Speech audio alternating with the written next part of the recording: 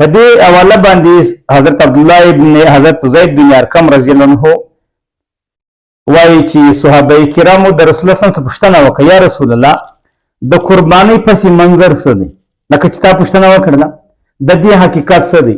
رسول الله صلی الله علیه وسلم ورته وفرمایل هذه الاضاحیه قال سنت ابیکم ابراهیم، دغه وضحې دا قربانۍ داسې د نیکه د حضرت ابراهیم اسلام طریقه کار دی، یعنې د هغه پس منظر هغه مسایل لیکلي دي چې کله یو سړی په کومو خلکو باندې چې د عید الضحا لمونځ واجب وي، لکه د ښار خلک د ښار په نږدې اطرافو چې کوم انسانان اوسي د هغو دپاره د دې شي اجازت نشته، جایز نه دی چې هغه د اخترین د لمانځه مخکې خپله قرباني وکړي. که چیرې بالفرض یو سړی راولاړ سو د اختر د لمانځه مخکې قرباني وکړله، د هغه قرباني جایز نه ده، دا د قرباني په ځای کې نه درېږي، یو عام پسې حلال سو د هغه باندې دویم که صاحب استطاعت و دویمه قرباني وکړي. ډېر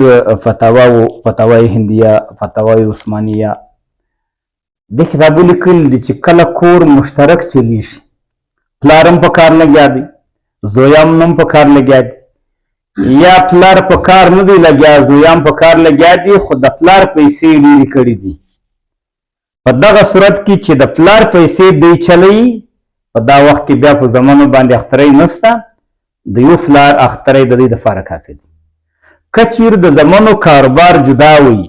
یعنی په خپل مهنت باندې یا د ملازمت په صورت کې یا د یو بل تجارت په صورت کې د پلار کمې پیسې ډېرې کړي نه وي، خپل کاروبار یې روان کړی و، په دغه صورت کې به که په کور کې 5 ورونه کاروبار کوي، که 2 ورونه به کاروبار کوي، که یو ورور کاروبار کوي چې خپله سرمایه ولري، بیا د پلار په اختري باندې د ده غاړې نه دي خلاصې، دی خپله صاحب نصاب دی، په ده باندې اختری واجب دی، د به اختری